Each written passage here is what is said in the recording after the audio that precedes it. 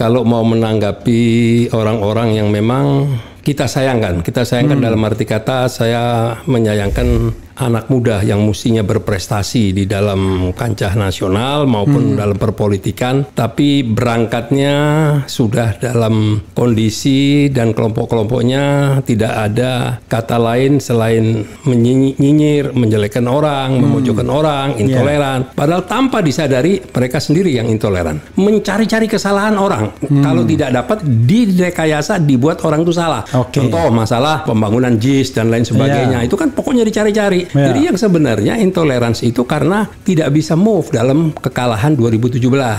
Jadi kesimpulannya menurut saya pernyataan itu sebenarnya lebih pada offside-nya Grace saja ya? Ya menurut saya masih 50-50 kalau itu keluar dari Prabowo sendiri.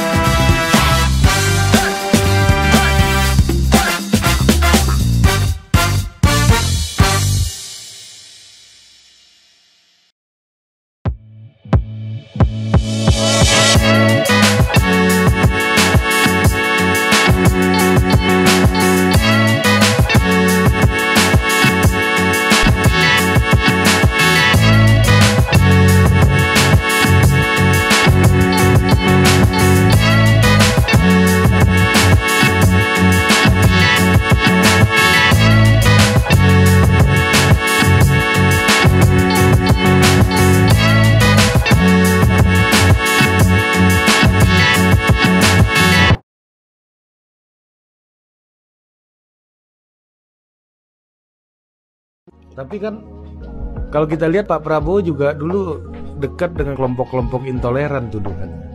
Di mana PSI dianggap menerima orang yang dekat dengan orang yang berseberangan dengan ideologi PSI. Ya, itu memang kita kritisi, tapi beliau dalam sebuah percakapan santai gitu ya. Siratnya saya lupa kata-kata persisnya, tapi tersiratnya dan ada eksplisitnya juga, cuman word by wordnya saya lupa. Kurang lebih beliau menyiratkan penyesalan lah pernah ngambil langkah itu.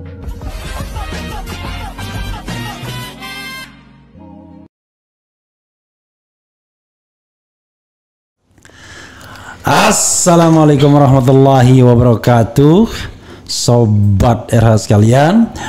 Jumpa lagi di channel yang keren ini. Keren channel.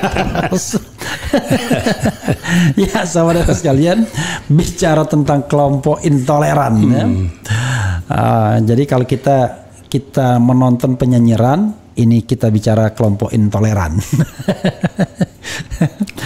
Jadi sahabat sekalian, di depan saya ada orang yang sangat representatif mau bicara mengenai kelompok intoleran dan dukungan terhadap Prabowo tempo hari. Kiai Haji Yusuf Martak. Assalamualaikum warahmatullahi wabarakatuh. Waalaikumsalam warahmatullahi wabarakatuh. Saudara sekalian ya, saya panggil Syekh Yusuf. Beliau adalah ketum ya, ada istilahnya ketum ya. Ketum Gerakan Nasional Pengawal Fatwa Ulama. Ketum GNPF Ulama, Gerakan Nasional Pengawal Fatwa Ulama. Dan Ketua Majelis Syuro PA 212, Persaudaraan Alumni 212. Ketua Majelis Syuro PA 212. Persaudaraan Alumni 212. Persaudaraan Alumni. Jangan-jangan Majelis Syuro FPI juga enggak ya? Enggak, itu lebih senior lagi. Lebih senior lagi ya. Oke. Jadi sahabat daerah sekalian, saya penasaran sama beliau ya. Karena kan beliau termasuk salah satu orang yang bisa dimintai konfirmasi tuh kalau seandainya ada yang bilang dulu Prabowo didukung oleh kelompok intoleran. Ini dalam tanda kutip kurang ajarnya tadi presenternya bukannya Prabowo dulu didukung kelompok intoleran. Dia sendiri yang menuduhnya. Yang kedua, dan seperti dibenarkan oleh Grace Natali dan selalu kita lihat kan kalau kelompok intoleran sudahlah. Kita kan frankly speaking pasti dikaitkan dengan pilkada DKI, kan begitu? Ya, lalu setelah pilkada DKI ya 2019. Kemudian dikaitkan dengan sekarang disebut Three Pillars mungkin ya, GNPF Ulama, FPI dan PA 212. PA 212. Kalau kita bilang FPI sekarang bukan yang front pembela Islam, tapi front persaudaraan Islam ya, dan itu organisasi yang sah. Yang dulu sah juga sih sebenarnya, semuanya sah. Apa yang ada terlintas di benak Syekh Yusuf ketika mendengar pernyataan dua orang tadi yang bercakap-cakap? Bukankah Prabowo dekat dulu didukung kelompok intoleran, satu, ya kan?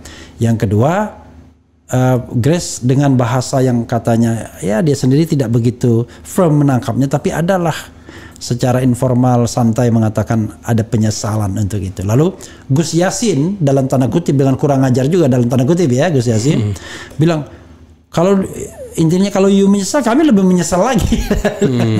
Lalu kemudian Din Samsudin mengatakan pernyataan itu merugikan Prabowo Subianto. Itu dulu, silakan ya, terima kasih. Ya. Jadi begini, Bung Refli, kita kalau mau menanggapi orang-orang yang memang kita sayangkan dalam arti kata saya menyayangkan anak muda yang mestinya berprestasi di dalam kancah nasional maupun dalam perpolitikan, tapi berangkatnya sudah dalam kondisi dan kelompok-kelompoknya tidak ada kata lain selain menyinyir, menjelekkan orang, memojokkan orang, intoleran. Padahal tanpa disadari mereka sendiri yang intoleran. Oke. Kenapa saya bilang begitu? Ya kan? Apakah dia sudah memastikan bahwa itu betul-betul dari kata-kata Pak Prabowo? Oke. Ya kan? Masih menduga-duga. Saya tidak tahu persis. Makanya kata Habibur Rahman, dia ini menafsirkan dari tafsir. Betul. Jadi bukan menafsirkan dari teks, tapi menafsirkan dari tafsir. Oke, betul. Silakan. Karena apa? Ya sudah, itu dagangannya. Iya. Nggak ada lagi dagangannya. Seperti contoh ketuanya, begitu juga kan, cari kesalahan. Pokoknya kerjaannya mencari-cari kesalahan orang. Kalau tidak dapat, direkayasa, dibuat orang itu salah. Contoh masalah pembangunan JIS dan lain sebagainya. Itu kan pokoknya dicari-cari. Jadi yang sebenarnya intoleransi itu karena tidak bisa move dalam kekalahan 2017. Padahal kan kalau kita lihat kekalahan 2017 tapi kan dibalas dengan kemenangan besar di 2019.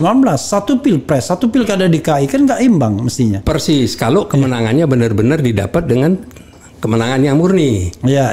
Nah, kalau kemenangan itu memang nyatanya memang ada rekayasa dan lain sebagainya, jadi kepercayaan diri itu pasti tidak ada. Nah, jadi sebelum jauh-jauh hari, sebelum pilpres yang 2024, sebelum pendaftaran, bla bla bla, sudah mulai mencari-cari, ya kan? Nah, kita nih tolong dipahami kepada anak-anak muda, terutama Grace ini ya kan. Dia jangan nganggap kita ini tidak tahu siapa di belakang dia, siapa bohirnya dia dan lain sebagainya. Kita ini tahu, jadi memang pesanan yang anti-Islam banget. Nah, betul tadi Pak Din Samsudin menyatakan akan merugikan Prabowo. Sorry, ini tentu kan nanti kalau Grace mendengar ini ya silakan dibantah ya, silakan dijawab. Tapi memang begitu ya konstelasinya. Artinya dia pun sebenarnya bukan orang yang independently menyatakan itu, tetapi memang ada kekuatan-kekuatan lain di belakang itu ya, Syekh ya. Iya, otomatis. Nah, kenapa? Karena tidak punya fondasi, tidak punya. Tapi ini statement yang bisa dipertanggungjawabkan tentu ya. Tentu. Oke. Kelihatan tidak punya. Ini partai ini menurut saya tidak punya misi, tidak punya visi, tidak punya misi. Nah, jadi coba lihat satu-satu mulai mundur, satu-satu meninggalkan. Contoh dulu waktu itu ada Tamara Amani. Tamara Amani, saya sangat dekat orang tuanya. Samara Amani ya. Iya. Samara Amani ya. Orang tuanya orang baik, bla bla. Tapi begitu masuk ke partai ini, liar menurut saya saat itu ya. Tapi penilaian ya, opini ya. Iya. Tapi alhamdulillah belakangan akhirnya meninggalkan. Jadi ini sebenarnya partai ini sudah mendekati tamat menurut saya gitu ya kan. Bukan saya mengecilkan, tidak. Tapi berpolitiklah yang santun, yang ini tunjukkan seorang anak muda yang berprestasi, ya kan? Nah, supaya apa? Masuk ke wilayah ke jenjang perpolitikan nasional, bisa bersaing, berkompetisi dengan yang lebih senior. Hanya berkunjung ke Pak Prabowo, ya kan, ke Prabowo, terus tahu-tahu tiba-tiba menduga-duga kata-kata itu. Nah, yang herannya, tapi tadi saya baru dengar dari Bung Refli kalau Habib Rahman sudah sedikit mengcounter. Sebenarnya kalau saya jadi Prabowo, dia langsung dong akan mengcounter. Nah, kalau memang itu benar, saya juga ada dengar selentingan ya. Jadi memang ada selentingan-selentingan. Jadi kita ini sudah dihianati, kita pun difitnah. Kenapa saya bilang begitu? Dari salah satu yang saya dengar dari salah satu keponakan atau apalah, ya kan? Itu yang menyatakan bahwa Pak Prabowo dihianatin. Dihianatinya apa? Proses sedang berjalan di Bawaslu dan di MK, tapi kita meninggalkan diri. Kita itu maksudnya kelompok pendukung. Kelompok pendukung. Asik. Nah, dianggap melarikan diri, meninggalkan Indonesia ke luar negeri. Padahal dibalik. Justru saya yang didatengin untuk meninggalkan Indonesia karena nama saya, nama Munarman, nama Sobri Lubis, nama Slamet Ma'arif sudah masuk list yang akan diproses, dipanggil lah. Saya tidak tahu salahnya apa. Saya tantang, saya bilang saya tidak perlu. Anda tidak perlu menakut-nakuti saya dan tidak perlu menyuruh saya pergi. Nah, karena memang benar ada dua teman yang memang saat itu telah dijadikan tersangka. Yaitu? Ya saat itu Haikal Hasan dan Bahtiar Nasir. Oke. Haikal Hasan, Bahtiar Nasir untuk masalah yang katanya TPPU ya, bukan masalah lain kan? Nggak ada kaitannya sama perjuangan kita. Iya, masalah TPPU ya. TPPU, gitu. Nah, jadi kita didatangi dan kita diminta meninggalkan. Lu alasannya apa? Saya bilang kan yang ada masalah kan dua orang. Kenapa harus kita? Oh enggak, ini nama-nama antum, nama gini-gini. Saya bilang enggak, kita tidak akan berangkat. Nah, jadi kalau sekarang dibilang kita meninggalkan, justru kita ini yang dibohongi, Bung Refli. Katanya kita mau ijtima yang ketiga. Ya, kita lompat dari yang ketiga dulu nih. Mengeluarkan rekomendasi. Ijtima ketiga akan mengawal BPN, ya Badan Pemenangan Nasional Prabowo untuk menyampaikan bukti-bukti kecurangan ke Bawaslu. Oke, jadi ijtima yang ketiga itu pasca pemungutan suara ya berarti ya? Pasca, ya betul, pasca pemungutan suara. Ya, mudah-mudahan saya nggak salah ketiga ya. Nah, ditentukan waktunya yaitu setelah sholat Jumat. Iya. Setelah sholat Jumat, kita saat itu mengadakan aksi dan setelah itu BPN akan didampingi oleh keumatan untuk masuk menyampaikan bukti-bukti kecurangan. Tahu-tahu pagi hari, saya dapat bocoran foto sekitar jam 10 sudah ada dari partai tersebut yang mendatangi Bawaslu menyerahkan bukti kecurangan. Nah, jadi kita ini sama aja dengan dibohongin. Kita sudah melakukan aksi untuk memprotes ke Bawaslu, tapi tidak ada.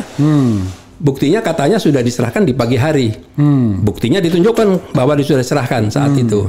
Nah, akhirnya mau tidak mau ya kita bilang harus jelaskan ke masa yang sudah berkumpul depan Bawaslu. Akhirnya naiklah mereka ke mobil komando, dijelaskan saat itu bahwa kita sudah menyerahkan bukti-bukti kecurangan.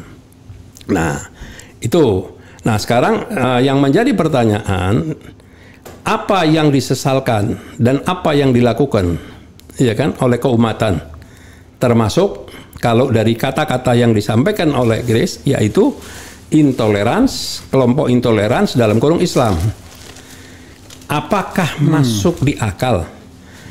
Umat Islam ini penduduk mayoritas terbesar di negara Indonesia. Kan tetap ada umat Islam yang mendukung Pak Jokowi, ada yang juga mendukung Pak Prabowo. Bagaimana bisa disetting semuanya mengkhianati? Apa yang dimaksud mengkhianati? Apa yang dimaksud meninggalkan? Kan nggak ada kejelasan. Tapi kembali kepada premis yang digunakan oleh Grace dulu, kita selesaikan itu ya.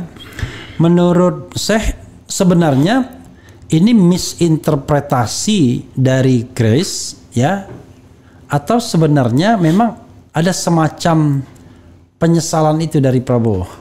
Ya, kalau pertemuan itu bermakna antara Partai Solidaritas Indonesia dengan Partai Gerindra, Grace bertemu dengan Prabowo, ada makna dalam pertemuan itu, pasti itulah yang akan diangkat. Iya. Cerita dari pertemuan itu, tapi kan mungkin tidak ada yang bermakna. Iya. Yang diangkat adalah orang yang dikunjungi menyatakan sempat menyesal dan lain sebagainya. Loh, kalau bicara menyesal, saya ini orang yang pertama sebelum memberikan dukungan sudah bertemu langsung dengan Pak Prabowo. Saat ini saya. Ya, terima kasih. Ini Arabica saya. Ya, wah, mantap. Mantap. Jadi di situ saya sudah menjelaskan, membicarakan bahwa nggak pakai gula, pakai gula. Nggak usah, ini cukup. Oh, kalau enggak ada gula aren. Boleh coba. Silakan, boleh. Saya kasih gula aren. Boleh coba. Enaknya di RH Channel kita bisa main ngobrol sambil kopi. Betul. Jadi gimana? Lalu? Nah, jadi di situ saya berbicara. Saat itu saya itu bertiga pertama bertemu. 2 kali bahkan. Yang pertama saya kalau tidak salah bertemu di Otista. Di kantor teman dengan Pak Prabowo. Kita diskusi. Pak Prabowo sangat membutuhkan dukungan kita. Itu menjelang 2019 atau 2019 itu sendiri? Menjelang. Okay. Jadi sudah mendapat rekomendasi dari istimewa yang kedua. Oke. Nah, yang kedua kita makan malam bertiga di rumah Pak Prabowo juga. Nah, di situ juga disampaikan. Ya, makasih. Juga disampaikan. Nah, memang benar ada ucapan dari Pak Prabowo.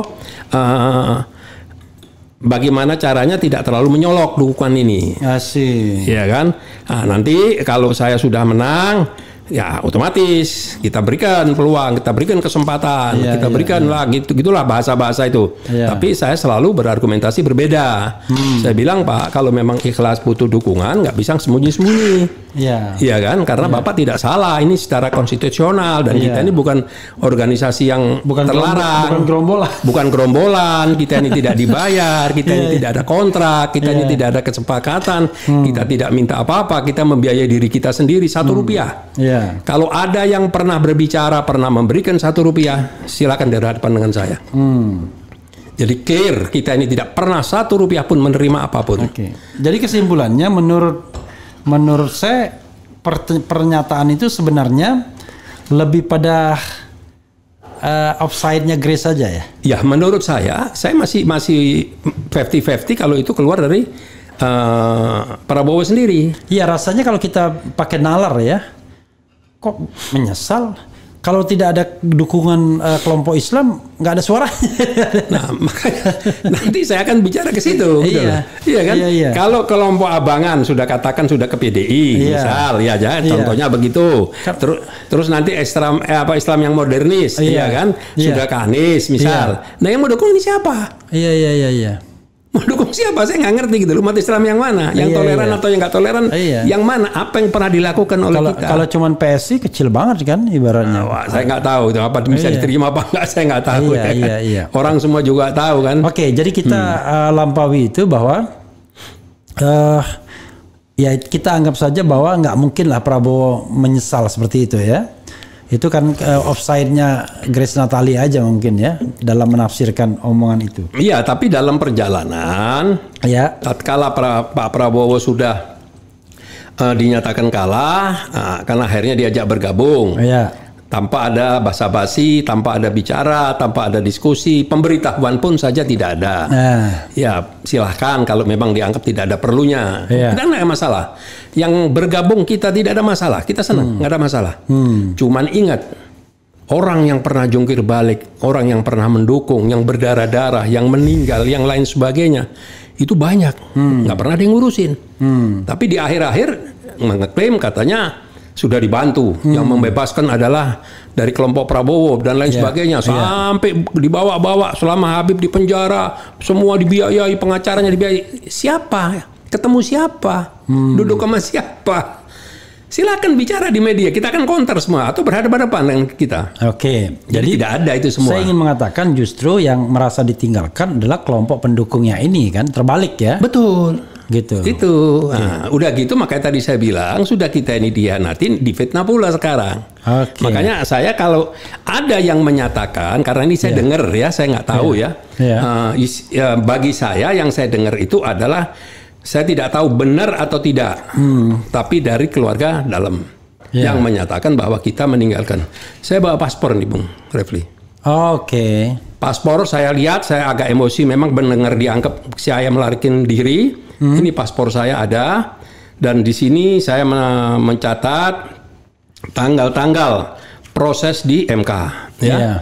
Tanggal 21 sampai 24 Mei adalah permohonan. Tanggal 11 Juni registrasi. Tanggal 28 Juni MK membacakan keputusan sengketa. Semuanya saya ada di Indonesia. Oke. Jadi apa yang dibilang kita meninggalkan? Kita tidak tipe yang kayak begitu. Justru yang menjadi pertanyaan, kesepakatan tidak akan menempuh jalur MK, kok tiba-tiba menempuh jalur MK? Waktu itu kesepakatan siapa tidak menempuh jalur MK itu? Permintaan beliau sendiri. Oh, I know. Artinya dia nggak percaya proses di MK ya? Tidak percaya. Makanya ada protes di Bawaslu itu ya? Iya. Dan yang lebih konkret lagi dibentuklah tim 8 pengacara. Oke. Iya kan? Yang diketuai oleh Bambang Wijayanto. Oke. Nah, tim 8 itu diantaranya ada Denny Indrayana. Yang beracara di MK itu. Yang beracara di MK. Yang awalnya sebenarnya bukan bagian dari kesepakatan. Iya, nah saya waktu mendengar adanya penunjukan kepada 8 orang pengacara, saya kaget, saya protes keras saat itu. Akhirnya ditengahinlah oleh Pak Safri Samsudin.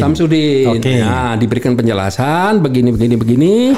Akhirnya saya diajak bertemu di rumah beliau. Dihadirkan 8 orang di rumah Pak Safri. Oh, di rumah Pak Safri. Ya. Oke. Saya hadir saat itu. Saya dengan Haji Munarman, dengan Ustadz Slamet Ma'arif, Ustadz Sobri Lubis, dan Habib Hanif Alatas.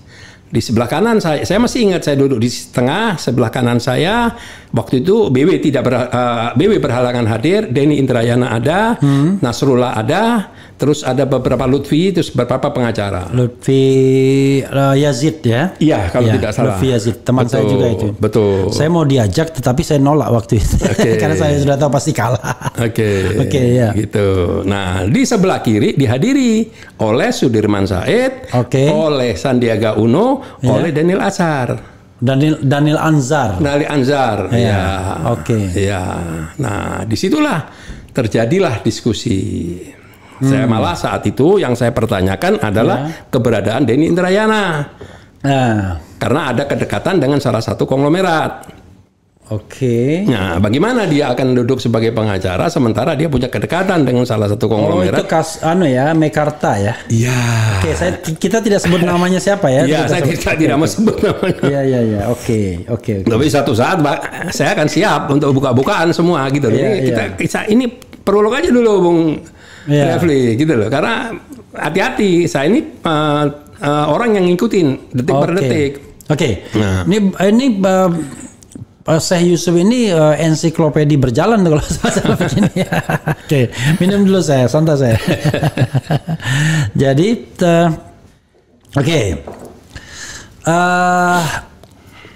itu perjalanan ketika dukungan kemudian macam-macam ya.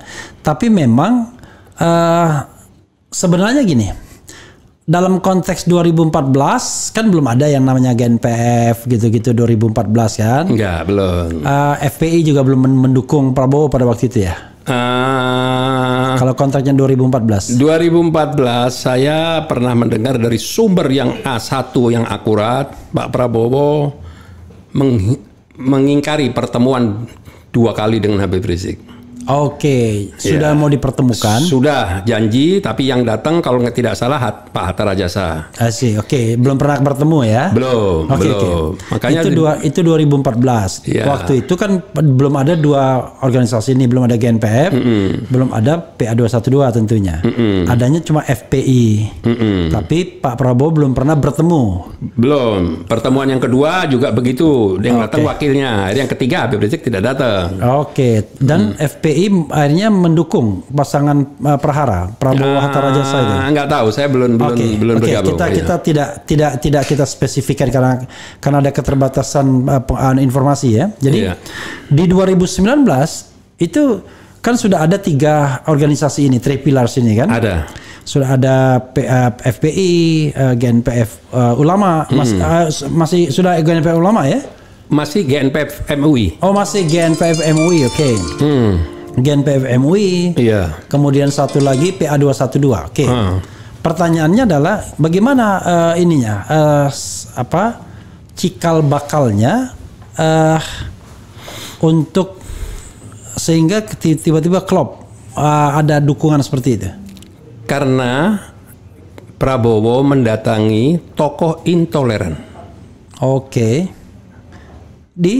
Kalau menurut Grace. Iya. Padahal tokoh intoleran itu Habib Rizik. Habib Rizik. Padahal Habib Rizik adalah tokoh yang sangat toleransi. Kenapa saya bilang toleransi? 2014 dikecewakan, 2019 begitu dikunjungi di Mekah dengan santun. Oke, sorry. Waktu itu Prabowo datang ke Mekah.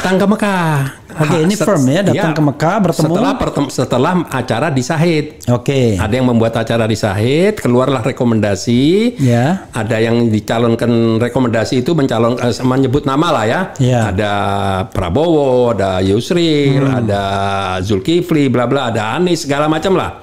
Berangkatlah mereka ke Mekah. Coba bayangin baiknya santunnya Habib Rizik. Diterima sebagai tamu terhormat, setelah itu bergandengan tangan, foto.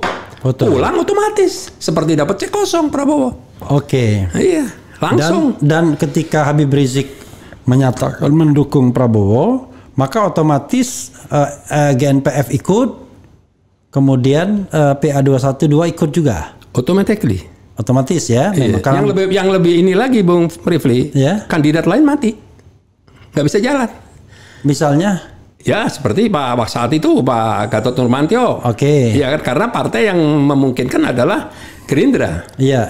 Nah, calon lain susah mendapatkan partai lain gitu, dan sudah ini seolah-olah udah di restui Habib Rizik. Oke. Gitu. Oke. Jadi intinya adalah memang inisiatif untuk minta dukungan itu ada di Prabowo ya. Dan inisiatif itu pertemuan langsung antara Prabowo dan Habib Rizik di Mekah. Iya. Setelah itu foto, dan itulah yang dikapitalisasi dan sebagai sign bahwa Habib Rizik mendukung Prabowo, kan begitu. Betul. Dan lalu diikuti oleh jemaahnya ini. Betul. GNPF Ulama. Betul. GNPF MUI atau Ulama? MUI. Akhirnya berubah ke GNPF Ulama. Sudah berubah ke GNPF Ulama. GNPF Ulama, PA212 dan FPI sendiri kan. Mungkin juga beserta organisasi lainnya ya yang terafiliasi. Oke. Tapi kalau sepanjang yang saya tahu, kan sebelum ada dukungan Habib Rizik itu kan ada berapa kali ijtima ulama? Ya, ijtima ulama yang pertama. Ya, itu kalau bisa bulan apa, tahun berapa? Waduh, persisnya lupa saya. Atau tahun aja. Tahunnya 2019 juga. Oh, 2019 semua? Iya, 2019 juga. Oke. Nah, saat itu kita mengundang 5 partai. Oke. Ya, Gerindra, PKS, PAN, Berkarya, PBB. Oke. Nah, kita undang Gubernur DKI saat itu Anies Rashid Baswedan juga kita undang. Oke. Di situ. Nah, dari situlah keluarlah rekomendasi. Apa rekomendasinya? Nah, rekomendasinya kita akan membuat ijtima kedua untuk menentukan siapa capres yang akan kita dukung. Oke, jadi ijtima pertama itu belum ngomong apa-apa. Belum. Oke. Lalu ijtima yang kedua dihadiri 1.500. Ya, gabungan antara ulama, habaib, tokoh nasional. Di mana? Di Sleepy Hotel. Oke. Peninsula Hotel. Oke, Hotel Peninsula di Sleepy ya. Sleepy, betul. Ya. Betul. Hasilnya? Yaitu hasilnya akan membuat ijtima yang kedua untuk menentukan kandidat yang mau kita dukung. Enggak, itu baru ijtima pertama yang 1.500 itu. Iya. Nah, lalu ijtima yang keduanya? Ijtima kedua barulah keluar rekomendasi. Di mana? Dihadiri oleh kurang lebih hampir sama ya. Iya, kurang lebih hampir sama. Nah, disitulah keluar rekomendasi mencalonkan capres Prabowo dengan wapresnya 2 pilihan dari kalangan ulama. Ya. Satu, Dr. Salim Sagaf Al-Jufri selaku Ketua Majelis Syuro, yang dimana beliau adalah Ketua Majelis Syuro Partai PKS, dan dia juga sebagai boleh katakan backgroundnya Ustadz, lulusan Madinah, jadi keulamaannya dapat, politisnya dapat. Gitu. Dan satunya murni ulama UAS. Oh, ijtima ulama kedua itu merekomendasikan 2 orang ini. Iya. Salim Segaf Al-Jufri dan dengan Ustadz Abdul Somad. Oke. Nah, tapi lagi-lagi ditolak. Yang nolak Prabowo yang menolak. Apa kaitannya sama Prabowo? Kenapa? Apa kaitannya dengan Prabowo? Ya, Prabowo mungkin punya kandidat. Oh, sorry. Kandidat lain. Maaf. Ini untuk menentukan wakil presidennya. Ya. Lalu presidennya kapan menentukan, ijtima ulama menentukan presidennya? Setelah ditolak, ya. Prabowo menyatakan saya akan menggandeng Sandiaga Uno. Oh, bukan. Maksud saya, kapan ijtima ulama menentukan Prabowo sebagai calon presiden? Ijtima yang pertama, kedua. Kedua? Iya. Oh, sorry. Ijtima kedua itu Prabowo presidennya, wakilnya alternatif. Salim Segaf Al-Jufri dengan atau UAS. Ya, kita sodorkan, silakan dipilih. Ya, tapi Prabowo menolak. Oke. Ya, lalu Pak Prabowo menyatakan saya akan pilih Sandi. Oke. Nah, karena ini hasil dari ijtima, ya kita mau tidak mau mengembalikan kepada ijtima yang berikutnya. Kita sampaikan kepada peserta ijtima yang kedua. Ini hasil keputusan oleh Prabowo adalah akan memilih Sandiaga Uno sebagai wapres. Disampaikan di dalam forum. Loh, kan tadi kan penentuan itu di ijtima kedua. Iya. Tapi hari itu juga disampaikan, hari itu juga ditolak, maksudnya begitu? Iya, begitu kita menyerahkan rekomendasi, ditolak. Nah, begitu ditolak, langsung dijelaskan lagi saat itu juga? Enggak, kita buat ijtima lagi selang berapa waktu. Ijtima yang ketiga berarti? Ijtima ketiga. Disitulah kita sampaikan bahwa ini sekarang Pak Prabowo menolak dan Pak Prabowo mau mengambil Sandi. Apakah kita tetap akan mendukung Prabowo dengan Sandi? Ijtima memutuskan tetap. Ya udahlah, lanjut. Mendukung mereka gitu loh. Tapi Jokowi lebih cerdas. Kita yang buat ijtima berkali-kali mengusung ulama, Prabowo menolak, Jokowi mengambil ulama. Bahkan kan? Ketua MUI. Berarti jelas bukan hanya kita, bukan hanya Prabowo, Jokowi pun memakai politik identitas. Oke. Iya. Nggak beda sebetulnya, ini kan cuma akal-akalan aja gitu loh. Iya. Giliran ijtima ulama menyodorkan ulama dengan politik identitas. Iya. Tapi kalau yang lain enggak. Iya, begitu. Lalu itu ya, dan keputusannya tetap mendukung ya. Mendukung. Syekh, ada nggak pada bagian ini sebelum saya tanya, kok sekarang sepi-sepi aja? Yang mau di-share lagi oleh Syekh Yusuf. Nah, ini pertanyaan lebih berat dari yang tadi semua, Bang. Kenapa saya nyatakan begitu? Pengalaman saya 2019. Itu kalau lihat foto-foto saya, dokumentasi saya yang banyak mendampingi Prabowo bicara di media. Saya berani bersumpah saya tidak menawarkan diri dan tidak memajukan diri untuk di samping berdiri, enggak. Saya diminta dan dicari. Mana Yusuf Marta? Buruan, suruh saya mau ketemu media ke depan gini, iya kan? Sampai sedemikian rupa 8 bulan kita sudah berkeliling daerah. Kelompok kita ini keliling daerah tanpa 1 rupiah ada yang biayain. Kelompok kita itu maksudnya yang FPI, 212, GNPF ulama. Apa yang dikerjakan? Pokoknya kelompok-kelompok intoleran dalam tanda kutip itulah. Versi Grace. Kita apa? Kita memberikan edukasi, kita sosialisasi, kita menjelaskan bagaimana pengawalan di TPS, bla bla bla bla dan lain sebagainya. Nah, itulah yang menjadikan kekecewaan kita. Itu yang menjadikan kenapa kita menyatakan kita ini kecewa, karena apa? Perjuangan kita sebesar itu dan kita yakin bahwa saat itu kita menang, Prabowo itu sebetulnya menang. Yakin kan? Begitu? Sangat yakin. Sangat yakin. Nah, tapi dengan mudahnya kita dipatahkan. Dan jangan salah, Bung Refli. 8 pengacara ditunjuk, ini belum bekerja, ditunjuk lagi pengacara lain. Iya. Makanya saya bilang kalau buka-bukaan berat. Saya ini benar-benar ngikutin dari awal gitu loh. Iya. Oke. Nah, nanti silakan ditambahkan lagi saya. Pertanyaannya begini. Sekarang ya kita tahu bahwa pendaftaran itu kalau mau ditambah lagi saya. Cukup. Kalau mau pendaftaran itu kan nanti Oktober. Walaupun saya baca ada yang keliru mengatakan tanggal 7 sampai 9 September, tapi yang saya tahu Oktober. Iya. Nanti November pengumumannya, lalu 45 hari kampanyenya. Betul. Sampai sekarang kok masih sepi-sepi aja ya kelompok intoleran ini dalam tanda kutip. Maksudnya tidak bergerak kemana-mana. Kenapa? Kan pada waktu kemarin juga belum pendaftaran, ya kan?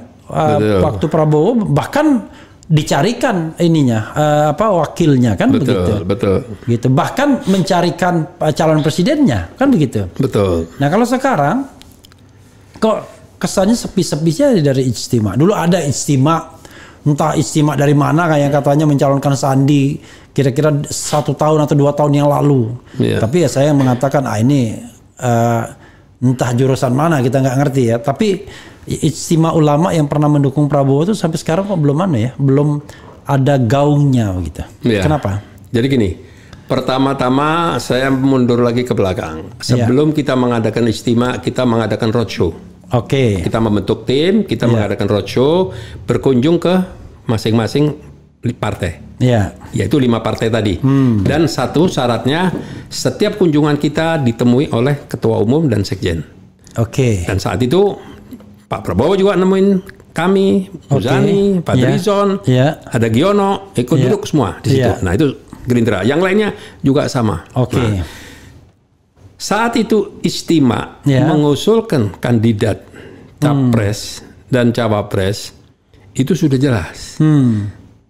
Disetting atau dikerjakan dari awal dengan diundangnya 5 partai. Hari ini kan kita tidak punya komunikasi dengan partai-partai yang mendukung kandidat ini. Bahkan terkesan partai-partai itu takut dan menghindari. Yang pernah mengecewakan juga kita semua. Oke. Yang berseberangan jauh dengan kita semua. Oke.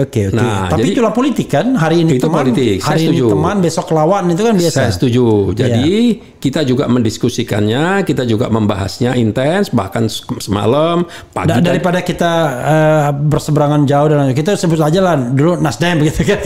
Betul. Nasdem kan dulu mencalonkan Ahok kan, berhadapan dengan Anies kan, yang didukung oleh kelompok intoleran dalam tanda kutip ini kan. Betul. Nah, jadi kita hati-hati karena satu tidak ada permintaan dukungan kepada kita. Asik. Kita memang sengaja kita tidak mau masuk lubang yang 2 kali. Yang boleh masuk lubang 2 kali hanya keledai. Nah, satu itu ya kan. Yang kedua, kalau kita salah mengambil langkah, terus tiba-tiba nanti ditolak atau banyak ditentang, kenapa harus bekerja sama dengan partai gini-gini? Nah, inilah yang harus kita hati-hati dan benar-benar gitu. Nah, jadi kita tidak mau gegabah.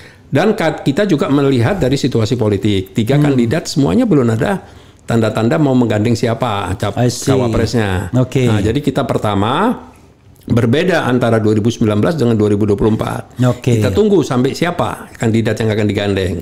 Ya, kita kalau mau ngomong ya ngomong to the point ya, kita mungkin tidak ke kanan, tidak ke kiri, ke tengah.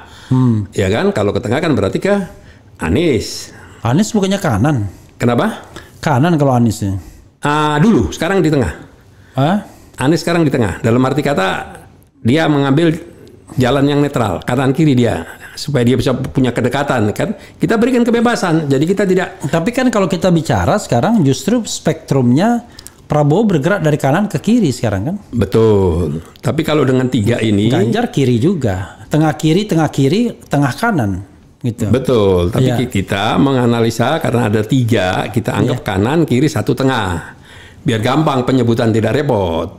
Iya, cuma sebagai penyebutan saja gitu. Jadi supaya kita jelas ya kan.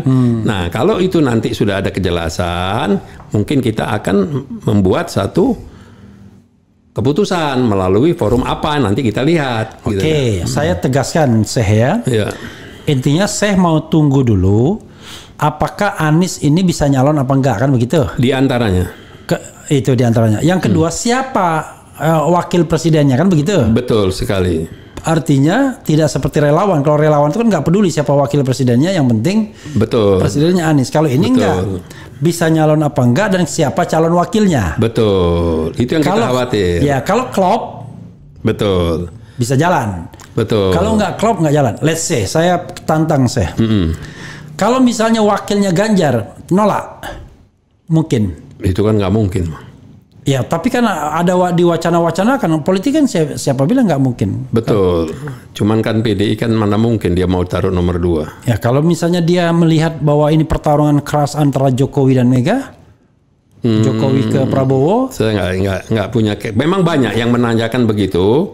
Saya justru malah menyampaikan itu mustahil. Oke. Kalau Anies di nomor 2 kan sudah pernah di 2019. Anies tidak bersedia. Iya, Saya komunikasi langsung dengan Anies saat Dan itu. saya kira Anies nggak akan bersedia juga. Iya, kalau apalagi nomor 2, sekarang. betul. Anies Puan misalnya. Kalau Anies Puan ya itu beda lagi kan. Tetap kendali dipegang Anies. Nggak akan ada soal. Ya kita lihat nanti bagaimana. Makanya putusan bukan di perorangan, bukan di kita gitu loh. Artinya saya udah bisa bayangkan kalau Anies AHY mungkin saya pribadi nggak akan masalah. Iya kan pasti ada kriteria-kriteria tertentu Bung Refli ya. Ya. Nah, ada yang mungkin oke, ini tidak. Ya. Kan ada, kita juga punya mengkaji beberapa kandidat gitu ya. Ada berapa, 5 apa 6 kan ya. Yang paling resistensinya paling rendah itu siapa? Oke. Ya, resistensi dalam arti kata sulit untuk di BD, kasus mungkin tidak ada dan lain sebagainya. Nah itu kan paling tidak sudah mulai kelihatan kan. Ya, tapi kalau resistensinya rendah tapi nggak bisa nyalon juga percuma aja kan? Iya percuma. Betul. Karena slot itu memang sengaja dibatasi. Kan? Jadi ada juga kandidat yang bagus tapi nggak yakin ini pasti mau.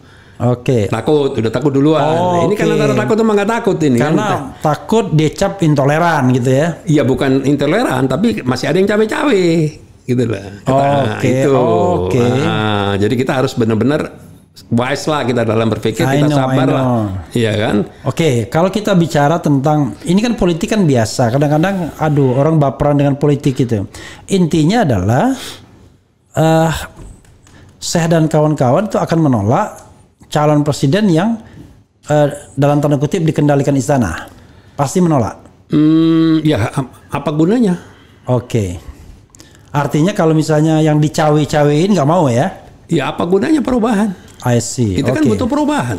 Oke, ya walaupun malu-malu ya udah jelas arahnya sebenarnya. Cuman tadi ya masih bergantung jadi apa enggak dan berpasangan sama siapa ya. Betul. Oke. Karena kita tidak mau kita kejebur yang kedua kali. Ya intinya adalah kesannya nyodor-nyodorkan diri ya kan. Betul. Dan apalagi ada dulu kira-kira setahun yang lalu aktivis dari satu partai itu mengatakan tidak akan lagi berhubungan dengan apa gitu-gitu ya.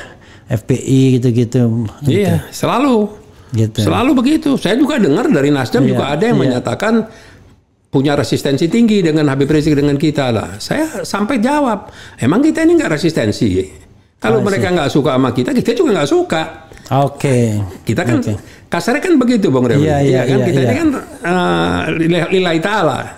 Lu jual, gue beli. Kalau perlu terima reparasi. Kalau begitu aja. Kalau lu baik, kita juga baik.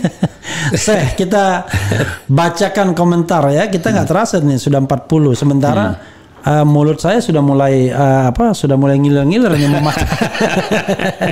Beliau di sini saya bilang kalau ke sini jangan lupa bawa the mandi, the king of mandi ya kan, luar biasa La Rosetta ya. Di tempat, jangan lupa di tempatnya ya. Thank you. La Rosetta. Nanti akhir ini kita buka, kita makan. Yang lainnya juga udah mulai ngiler-ngiler juga ya. Kita bacakan komentar sobat era sekalian ya, dan biasa saya namanya pro dan kontra dan lain sebagainya. Ya, wajar lah. Bagi umat Islam yang akidahnya benar, pemilu itu bukan menang kalah, tapi di barisan mana kita berada, barisan kanan atau kiri. This is a good point ya. Nanti ingat saya, ini perlu dikomentari tuh. Yeah. Soalnya bukan menang dan kalah, tapi di mana kita berpihak kan begitu. Betul. Ya. Oke. Kemudian PSI anti-Islam sangat cocok bergandengan tangan kepada capres yang tidak pernah sholat. I don't know exactly. Ini juga personal. Betul. Walaupun dalam sebenarnya kalau kita mau bicara tentang demokrasi yang terbuka dan dia mau jadi presiden sah dong, personal life-nya dibuka sebenarnya. Betul. Ketika dia contoh misalnya ya Amerika Serikat kan masyarakat yang paling cuek tuh dengan hubungan-hubungan personal. Tapi begitu once Anda mau jadi kandidat presiden, lain lagi persoalannya. Iya, benar. Pajaknya dibuka, apanya dibuka macam-macam. Oke. Kita kok tiba-tiba tabu membukanya. Bahkan kalau ada kasus korupsinya dihentikan dulu. Gimana ini? Oke. Prabowo sudah berkhianat, apa yang diucapkan dikampanyekan Wowo itu berubah 180 derajat setelah jadi menteri. Jokowi janjinya timbul dan tenggelam bersama rakyat hanya penipuan. Oke, ini terlalu agak keras kritiknya, tapi saya katakan itu kritik ya. Jangan pilih PS sama PSI. Oke. Ini ada kritik juga dari Lucky Tremonti, Pak 08 kalah, 08 itu Prabowo ya. Ya karena kelompok-kelompok kayak gini yang terlalu vokal soal keagamaan yang sangat tidak relevan terdengar di negeri ini. Oke. Contoh lah Habib Lutfi bin Yahya yang sangat nasionalisme. Wah ini mengadu Habib. Senjata paling kecil itu udah dipakai. Jadi ya terserah Syekh ya. Cara aman biar selamat ya ikut ulama-ulama, hatinya lebih bersih, otomatis berpikirnya lebih jernih, berpikirnya maksudnya ya. Ulama bertindak tidak untuk pribadi tapi demi agama dan umat. Oke. Dulu saya tuh dukung Pak Wowo karena ikut ulama, sekarang pindah pilih Pak Anies. Oke. Pak Wowo itu maksudnya Prabowo ya. Kadang-kadang netizen ini itulah. Prabowo menyesal didukung oleh kelompok Islam menurut Ketum PSI. Jika benar maka haram untuk memilih Prabowo. Jangan main haram-haraman ya. Jangan sesuatu yang dihalalkan oleh Yang Maha Kuasa tiba-tiba kita haram-haramkan ya. Kemudian kecuali kalau ada fatwanya ya gitu. Dari dulu saya nggak suka Anies ya, beda lagi. Wong zaman lagi heran sama Rifki Harun. Oh apa nih? Saya bilang Rifki Harun lagi ya. Oke. PSI Partai Pro ngahok, dukung Bowo dan Bowo nyesal didukung umat Muslim dan ingat juga sebelum ngahok menista. Oke, ini kita tidak usah balik-balik kepada masa dulu ya.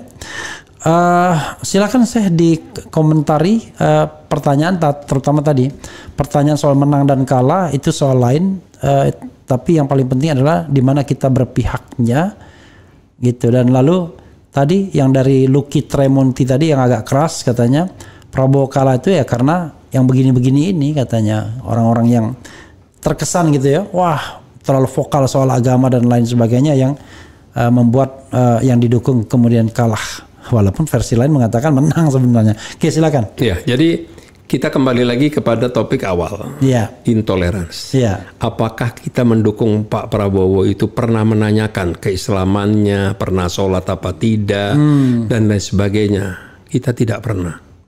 Oke. Kurang apalagi toleransi, apalagi yang diperlukan? Kita punya toleransi ini sudah kebablasan.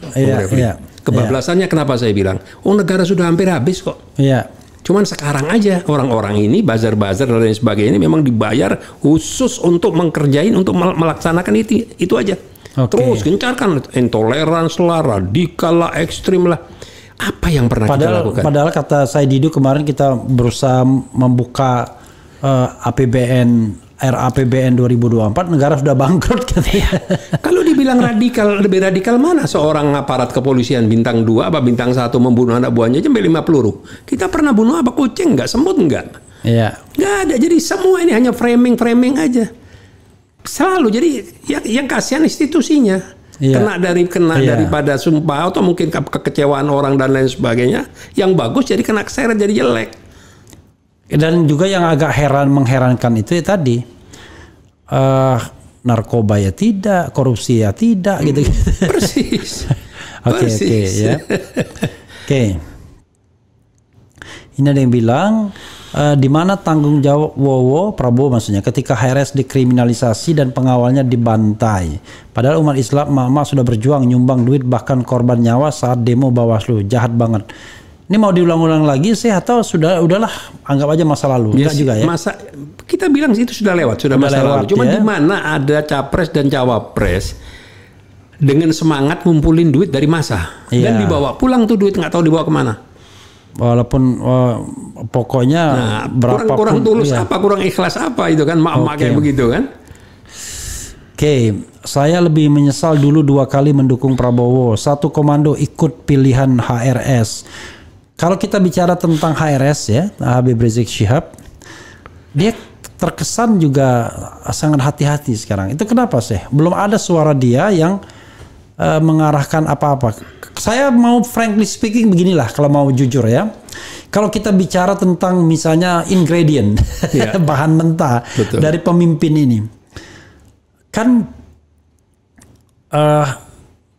Anies kan jauh sekali dianggap lebih merepresentasikan umat kan sebenarnya kan, dibandingkan Prabowo, dibandingkan Jokowi, dibandingkan Ganjar kan begitu. Maksud saya kita kan harus bicara apa adanya.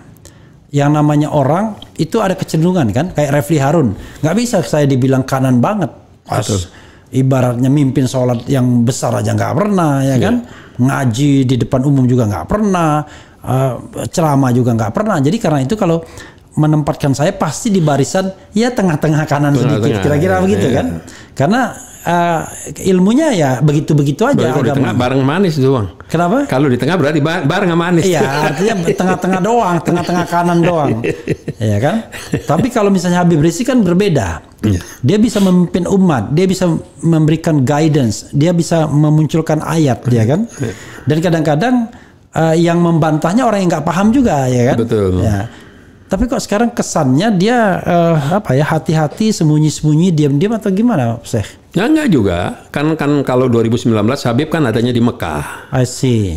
Sekarang ini kan Habib berada di Indonesia. Tapi masih dalam status bebas bersyarat. Bebas bersyarat. Sampai Juni 2024 kan? Iya. Ya. Tapi yang minta restu, minta masukan, nunggu instruksi, waduh, hampir setiap hari 20-30 ulama, kiai dari daerah-daerah tuh semua menanyakan terus. Habib bilang sabar. Oke, sabar. Maksudnya dia nunggu komando gitu ya? Betul. Oke. Nah, dan Habib terupdate sekarang ini beda. Waktu sama di Mekah kita hanya cuma bisa main dari WA, nunggu sebulan sekali kita ke sana. Kalau sekarang everyday dia bisa mendengar. Dia sendiri bisa mantau. Bisa mantau dan bisa mendengar masukan-masukan. Dan Masya Allah sekali.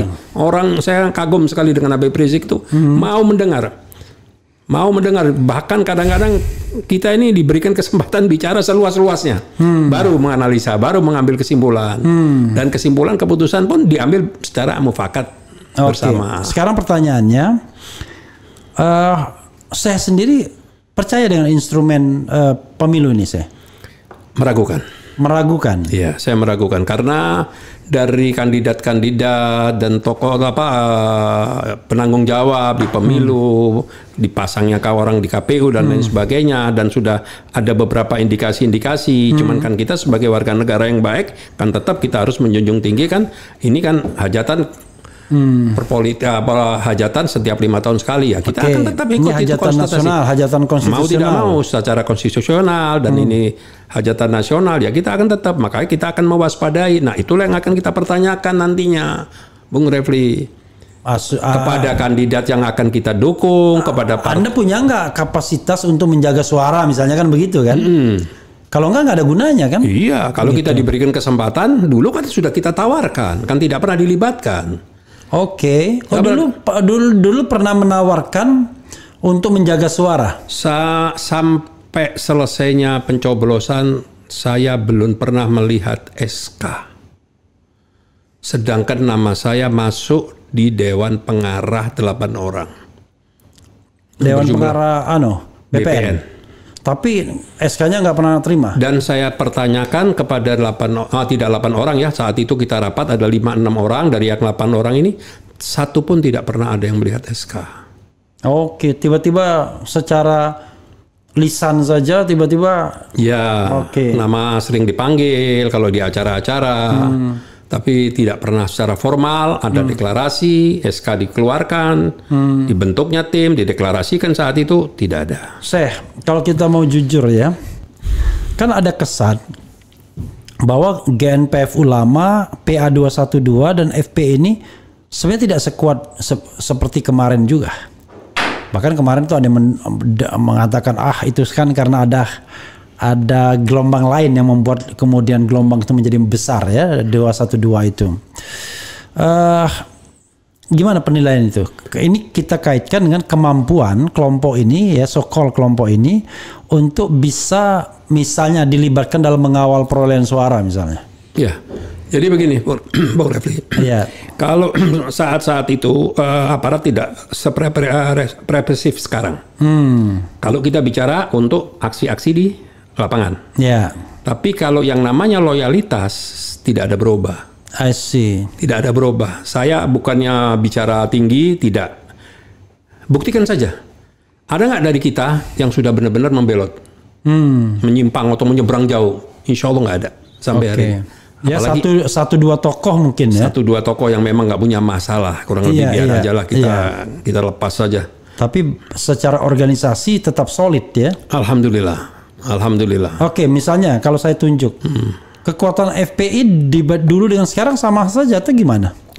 Saya melihat kalau dari cakupan secara nasional kewilayahan lebih kuat sekarang. Ya, kita nggak bicara tentang organisasi terlarang ya saudara sekalian, karena Front Persaudaraan Islam itu resmi ya, sudah dideklarasikan, diakte notariskan, tetapi memang memilih untuk tidak mendaftar di kementerian karena memang ya tadi tidak mau menjadi terdaftar karena ada masalah-masalah sosial politik kan. Betul. Oke. Jadi kalau seandainya misalnya kelompok ini dilibatkan ya, let's say misalnya oleh kelompok tertentu, menurut saya akan signifikan. Jadi begini, kalau boleh bicara agak arogan sedikit ya.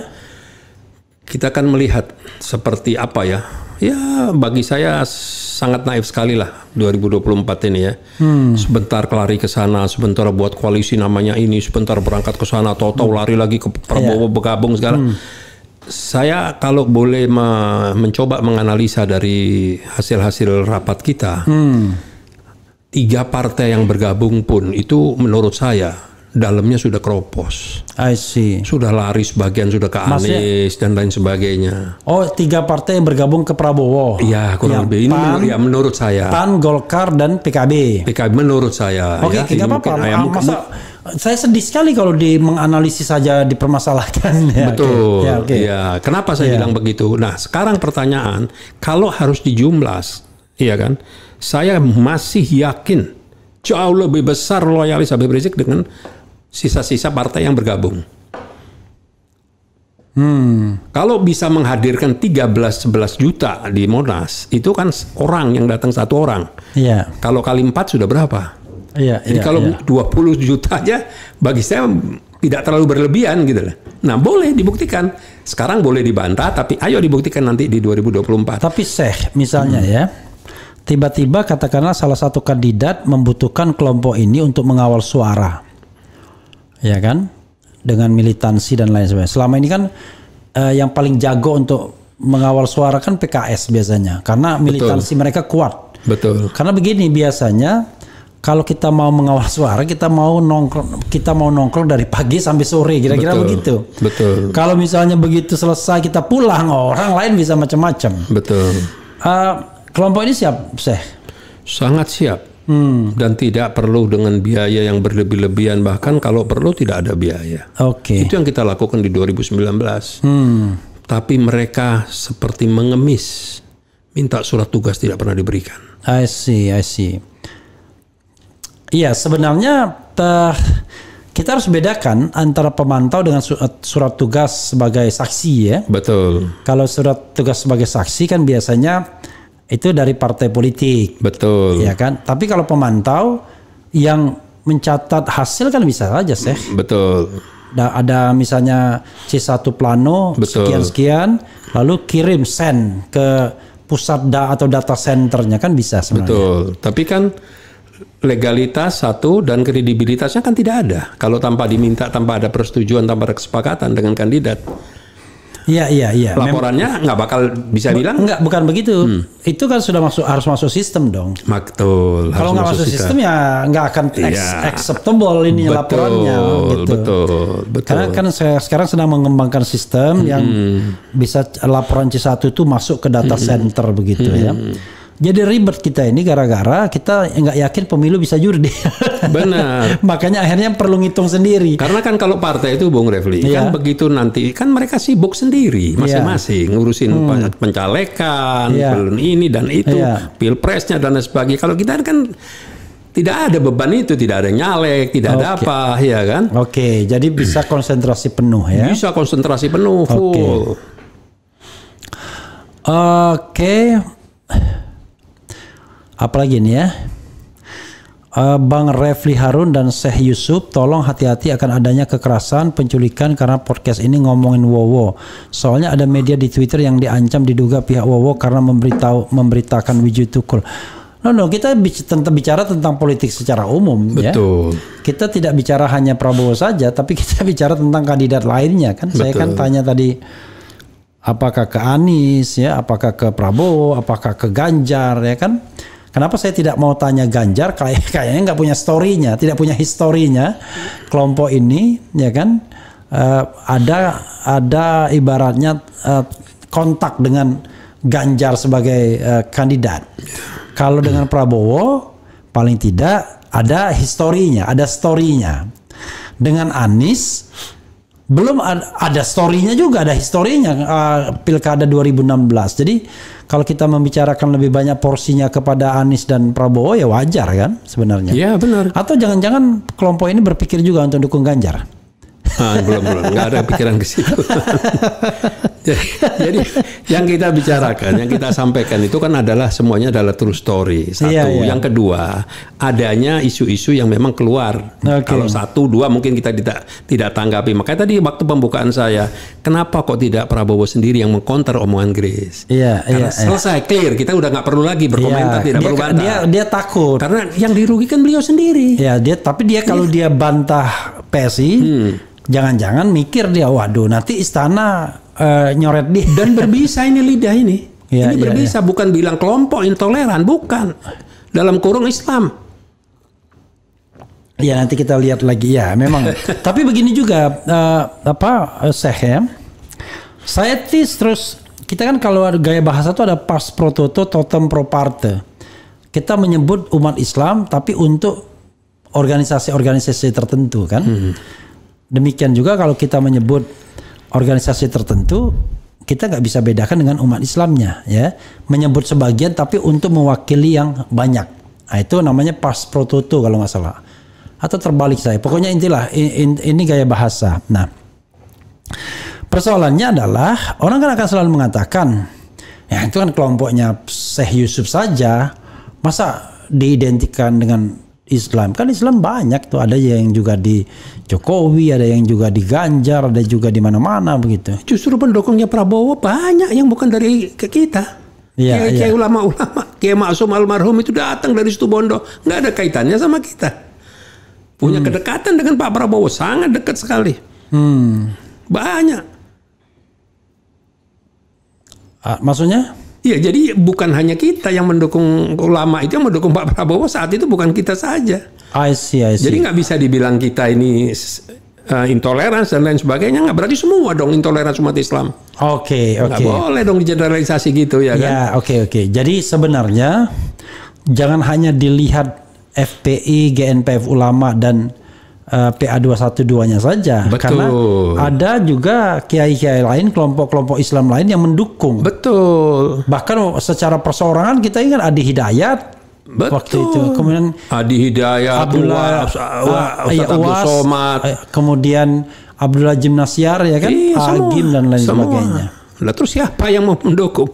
Jadi maaf aja ini, minoritas tuh jangan over gitu loh. Oke. Ya kan kalau di mana-mana Islam itu sebagai mayoritas, minoritas selalu aman. Minoritas punya kekuatan sedikit aja seperti sekarang, tingkah lakunya over. Oke. Penistaan dan lain sebagainya. Kenapa kalau saya bilang, Prof? Kenapa penistaan kepada Tuhan, kepada Allah, kepada Rasul, kepada Al-Quran sering terjadi? Karena kita tidak pernah menistakan agama lain. Iya. Kitab suci agama lain. Coba kita nistakan. Iya. Jadi apa negara ini kan saling balas membalas. Iya. Nggak pernah kita sama sekali kan. Mereka berambisi terus memojokkan. Nah, si kandidat-kandidat ini menikmati juga. Mesti cukup dong, sudah 2 kali maju misal, ya kan maju capres, kedua sudah pejabat. Mesti kan lebih kenegarawanannya kan mesti ditunjukkan kan. Iya, iya. Itu. Kita berharap dari semua tokoh-tokoh partai, khususnya ketua umum partai, jangan melenggang, tidak melihat ke belakang. Kita ini tahu mereka ini tersandera semua. Iya, iya. Jadi seolah-olah mereka itu takut, salah, tersandera punya kasus lah. Pertanyaan saya, yang nyandera siapa? Yang nyandera ini putih seperti kain kafan, nggak punya kasus, nggak punya masalah, kan bodoh. Iya. Mesti kan bisa diangkat juga kalau memang mau membenahi negara ini gitu lah. Iya. Mau memberantas korupsi, mau memberantas ini, ya kan. Artinya supremasi hukum ditegakkan dan lain sebagainya, kan mereka kalau bergabung kalau mau politik saling sandra, ya yang disandra dan yang menyandra belum tentu kalau mereka semua parlemennya bersatu, iya kan, tapi nggak punya nyali. Di kita jadi sliding udah ketakutannya berlebihan, makanya kalau punya kasus jangan jadi ketua umum. Iya kan masih banyak kader yang lain, masa satu partai aja digadein tergantung satu ketua umum. Iya, oke. Closing statement kira-kira apa? Tapi di RH Channel ini saya bilang closing statementnya bisa berjam-jam, silahkan aja.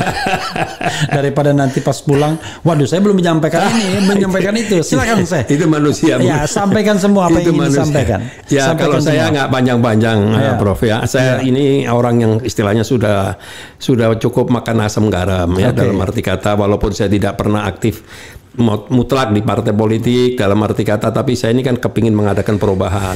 Ikut berperan mengadakan perubahan.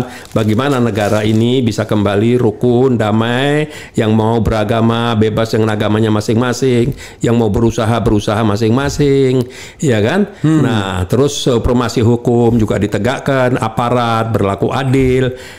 Yang salah diproses, yang tidak salah jangan dipaksakan diproses dan lain sebagainya, agar terjadi keteduhan tidak memelihara orang-orang yang memang bermasalah. Saya punya masalah melaporkan 2 orang, ada yang setahun lebih, ada yang hampir 2 tahun.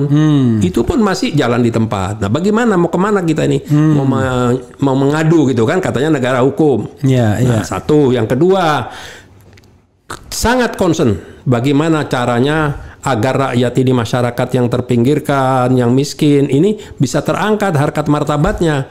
Nah, jadi jangan seolah-olah pemilih negara ini malah terpinggirkan, tersisihkan. Nah, ini nggak bisa dipungkiri, jangan dijawab lagi, nggak perlu. Ini jelas kenyataannya begitu. Nah, yang kaya, yang sudah mewah, yang sudah menjadi konglomerat dan lain sebagainya, turun ke bawah, bantulah rakyat ini, bantu pemerintah ini untuk menyelesaikan. Nah, terus hutang juga harus dihentikan, jangan terus-menerus seperti begini. Siapa yang mau membayar nanti? Nah, walaupun kalau kita nggak ngutang nggak bisa juga. Betul. Jadi sekarang kata Roma Irama, gali lubang tutup lubang ini.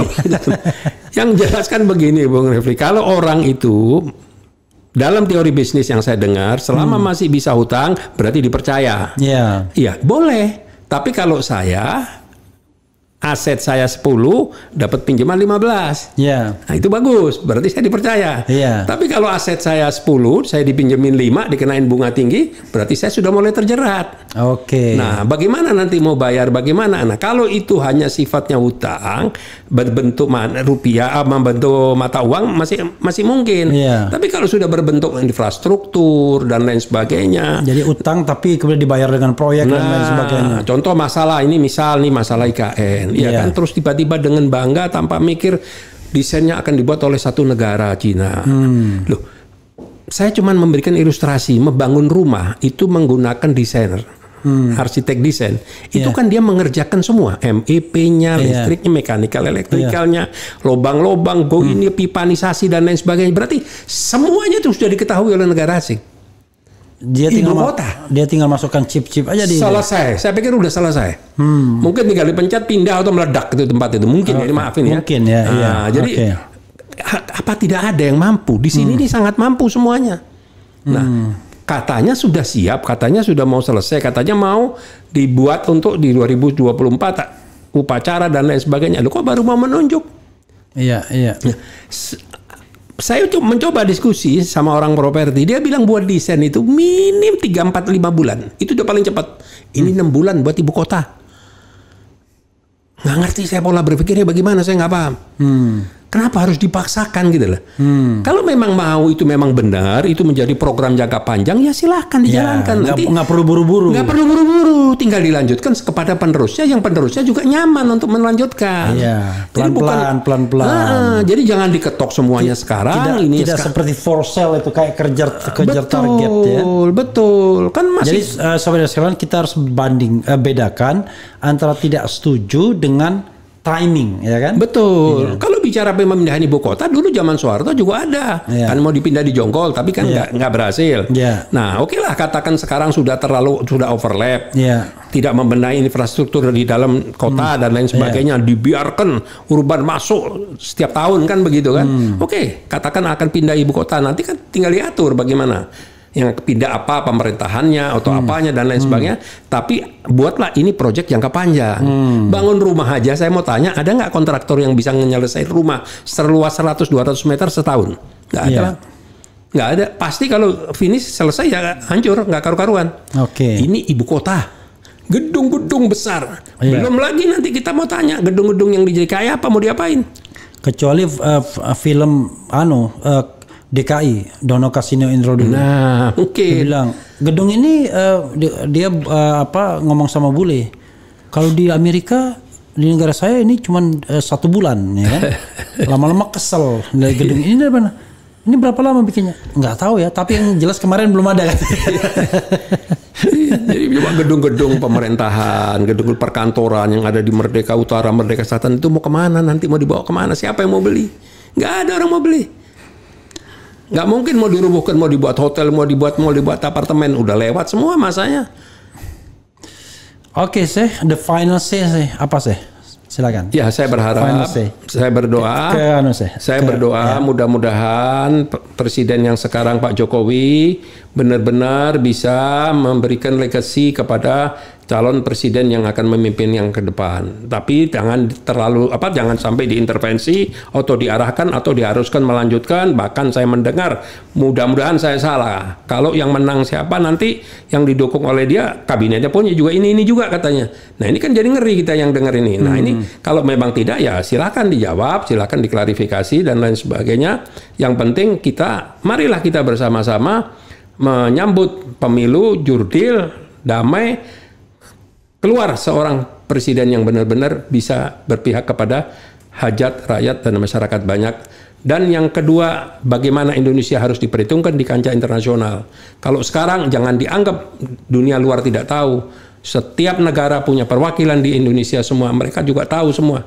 Mereka baca berita, semuanya mereka tahu apa yang terjadi di sini. Jadi kita jangan merasa kita seolah-olah tidak ada yang tahu dunia internasional. Dibiarkan memang mereka tidak mau cawe-cawe. Nah, itulah yang saya harapkan. Dan para buzzer-buzzer ini sudahlah, hindari semuanya. Kita ingin kerukunan berjalan dengan baik. Kita bermasyarakat supaya kita ini benar-benar dihormati oleh dunia internasional. Itu aja yang saya harapkan. Lebih tidak berharap apa-apa. Itu aja, Bung Refli. Oke, sobat era sekalian, itu dari Syekh Yusuf Martak ya, Ketua Umum GNPF, Gerakan Nasional Pembela Fatwa Ulama, yang biasanya dengan dua sekondannya FPI dan PA212 itu sering sekali mengadakan kegiatan-kegiatan termasuk aksi unjuk rasa dan lain sebagainya. Kita nantikan apa gebrakan mereka selanjutnya, terutama untuk Pilpres 2024. Tapi sebelum kita tutup, terima kasih saya sudah dikasih ini saya. Sama-sama. Ini kita biasa. buka ini. Ini kesukaan Prof. Refli ini kita mesti bawain. Jadi saudara sekalian, terima kasih banyak ya. Satu-satu aja, satu jalur aja. Satu jalur ya? Iya, situ aja lebih enak. Jadi biar tertutup. Oke. Nah, luar biasa ya. Nasi mandi kambing. Oke. Larazeta. Larazeta ya, jangan lupa ditebet. Tebet. Barat Dalam Raya 17. Apa? Tebet? Barat Dalam Raya 17. Barat Dalam Raya 17. Nomor 17. Larazeta ya. Oke. Makasih saya. Sama-sama. Wassalamualaikum warahmatullahi wabarakatuh. Pokoknya kalau saya datang ke sini, saya pajakin ke nasi kami. Ikhlas. Oke, Ikhlas. thank you very much.